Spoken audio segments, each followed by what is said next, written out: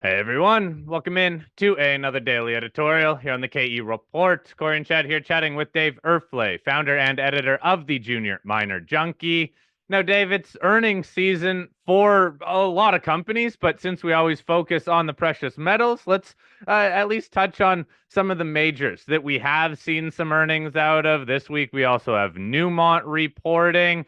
But so far, look, we have seen gold companies especially take advantage of the higher gold price. They have recorded a number of them record revenue numbers. The production numbers have been usually within guidance, except for Barrick, that everyone knew was going to be a little bit below guidance. These companies continue to build cash, but look at their share prices. They're not getting any sort of love, especially in a long-term basis, but even in the short-term rebounds, they seem to very much just be following the broad sector here.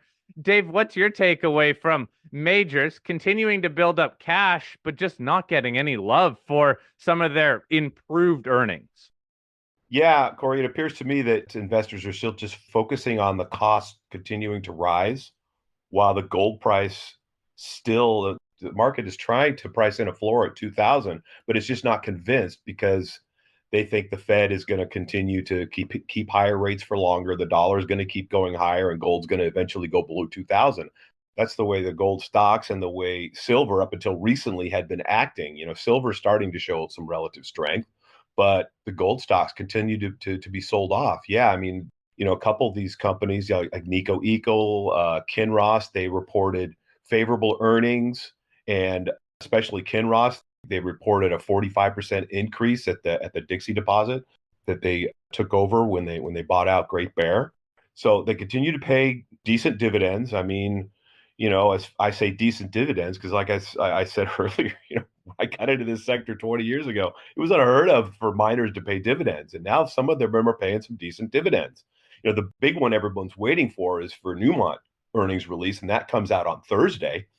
And they have 3.2 billion in cash now after the merger was completed with Newcrest. So it's going to be interesting to see if they're because their cash costs, they're around $1,400 an ounce, which is the average. And you got an Nico Eagle who's got all-in sustaining cash costs are below 1,200.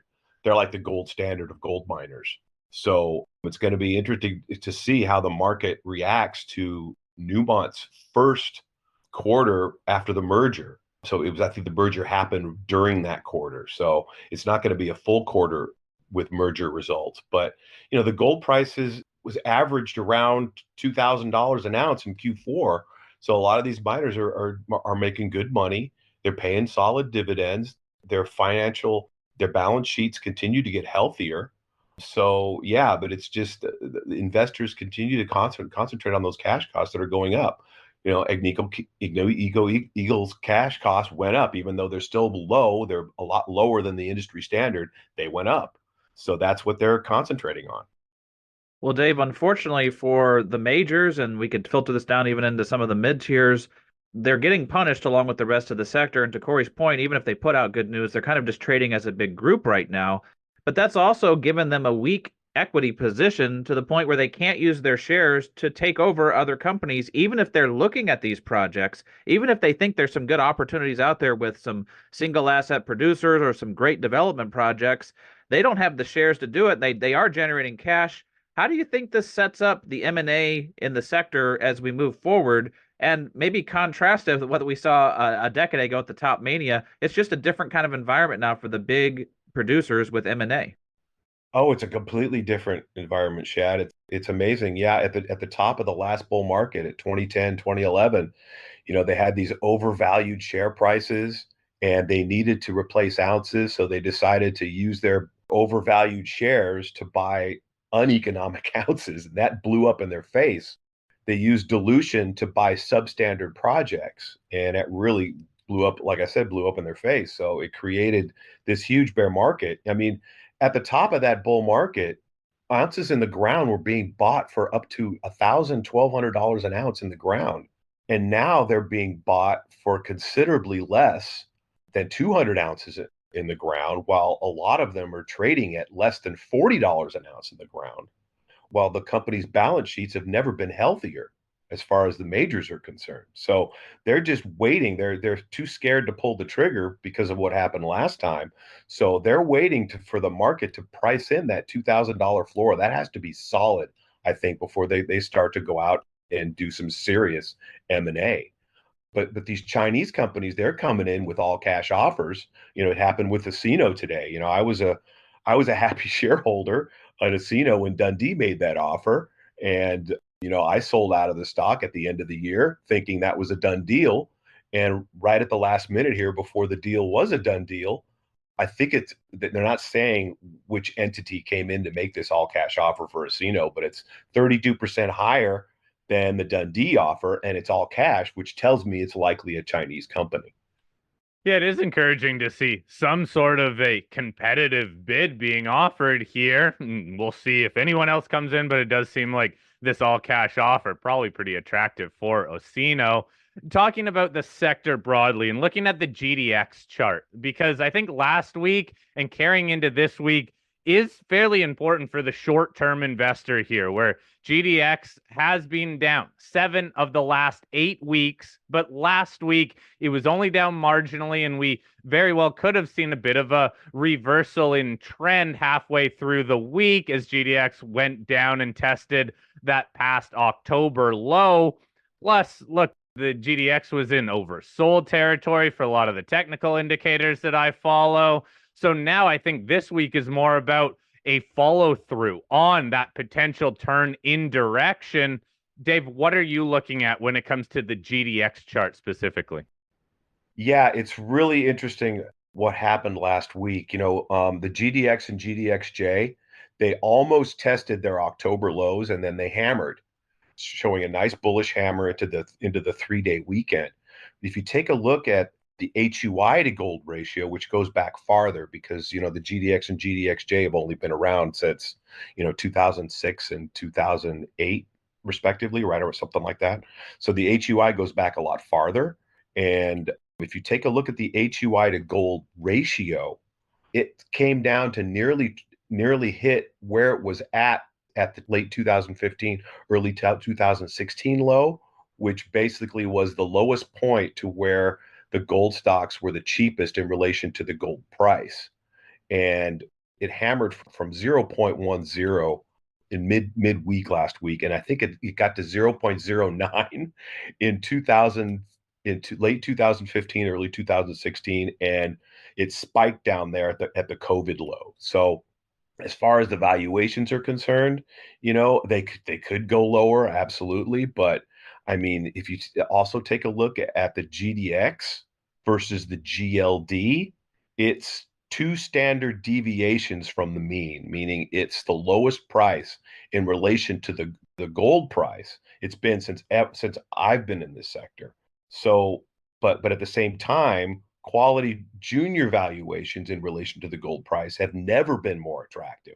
They're even more attractive than they were in late 2015, early 2016, when the gold price was trying to get below 1,000 and never did. And then when the market realized that it wasn't, that's when we had that mean reversion that happened really quickly. So it appears to me that the gold stocks are waiting for something to spark this mean reversion to start taking place. Well, Dave, does it give you any confidence that we've seen generalists like Stanley Druckenmiller go on the mainstream media and say that he's selling some of his tech stocks and he's buying things like Newmont and Barrick? Does it give you confidence that more generalists are waking up to some of the valuation mismatches on the PE ratios or how well some of these majors are doing in the GDX versus how, like, let's say the tech sector is doing? Does that give you any confidence that maybe some generalists are starting to see the light here? Yeah, it does. And I mentioned that to my subscribers, last week, that Druckenmiller coming in and doing that was a sign that, hey, this is a billionaire investor that sees this undervaluation in a sector where what they're mining is threatening to break out, yet their share prices have never been cheaper in relation to the price of gold. So he saw that and he's like, I'm going to throw some money into this sector. It makes sense. But the key missing ingredient that is still missing is investment demand in gold. Because if you take a look at the gold price, it's remained right around $2,000 basically for the most part over the past year. Yet gold stocks and silver have basically continued to go lower. And I think that's the reason for that is central banks continue to buy gold, but they don't buy gold stocks and they don't buy silver. So I think that's a big reason for that. And that key missing ingredient with investment demand needs a stock market rollover. It appears that the stock market is trying to roll over right now, but the landscape is littered with bears that have tried to call the top and gotten massacred. So, I'm not saying that it's topping now, but it appears to me that it is because the market's finally getting the fact that the Fed is not going to lower rates anytime soon until they're forced to. So this higher for longer that the U.S. economy, I believe, can't stand for very much longer is going to continue until something breaks, and that's when the Fed will come in and pivot. So I think the market's starting to realize that, hey, maybe we better take some profits from this stock market that is overbought, historically overbought, overvalued, and it appears to be rolling over because you take a look at these Magnificent Seven stocks. Well, Magnificent Six now. Tesla's already rolled over. That bubble is due to pop. You're starting to see some people talk about it, and bubbles never pop when people expect them to. So it could go a little higher before it does, but I expect these AI bubbles to pop at some point this year. And the question being, where does that money rotate into? But Dave, I guess just in summary, look, it sounds like we're in this time again, and we've heard this before, where people are saying it can't get any worse for these gold stocks. They're saying they're oversold. We're hearing that the disconnect between gold and the gold stocks has never been greater, or it's at an extreme level. You even look at the COT reports, and there's no open interest out there. And we're hearing all of these comments about just how it can't get any worse for these stocks. How do you take this information, understanding that, yes, a bounce is definitely due because of how much they have been sold down, but balance that out with, is this a long-term opportunity or a short-term trade? Yeah, I mean, I believe it's a long-term opportunity for sure. It's gone from a short-term opportunity to a longer-term opportunity because of things I was talking about. I mean, gold stocks are not only the cheapest in relation to the gold price, but they're the cheapest in relation to general mining stocks as well. I mean, they've become basically a forgotten and hated asset class. And you could times that by two with silver stocks. Nobody wants them, and everybody knows that's the best time to invest in something is when nobody wants it. But it's really difficult because you're gonna suffer some losses before the eventual turnaround. I mean, like I've said before, I've been in this sector for over 20 years, and if you're accumulating on a suspected bottom, which is the way to make money in this sector as opposed to chasing them, you have to be prepared for anywhere between 20 and 50% paper losses in these speculations that you're investing in before the mean reversion takes place and the sector turns around. So that's what I'm experiencing right now in a lot of my stocks. And, I keep adding to some and holding on to others, but I expect that mean reversion to take place. I mean, will that mean reversion take place in a situation where the gold price craters and the gold stocks don't go down as much? Or does it happen when the gold price finally starts to take off above 2100 and these gold stocks begin to mean revert rather quickly? I believe it's the latter, and I'm investing my own money and advising my subscribers that I'm doing this, and I expect this to happen. What that catalyst will be for the spark, there's so many out there that it could be. We've talked about it on the show, and I've talked about it in my articles of what those catalysts might be. And also, you could have a false move in the gold price first before it breaks out. That's what it loves to do. It happened at 1675, and it could happen again here at 2000. We could have a false move down to 1900, 1950 area before the breakout. I mean, that could easily take place. But as far as the gold stocks are concerned, I firmly believe that the risk is on the upside, and there's not much more risk on the downside. All right. Well, that'll be encouraging for all of our listeners out there invested in these stocks. I sure hope you're right, Dave, because look, there's not a whole lot of stocks in the precious metal space to be chasing on the upside. So now we're all just wondering where they bottom and when they start materially moving higher rather than just taking back some of the losses, unfortunately, that a lot of people are probably looking at. But hey, Dave, we'll chat with you again in the next week or two, and who knows what we'll be talking about, but maybe it'll be some more upward momentum in the stocks, or maybe it'll be a false breakdown. The fun of markets. Thanks for your time today, Dave. We'll chat again soon. All right, guys. Talk to you next week.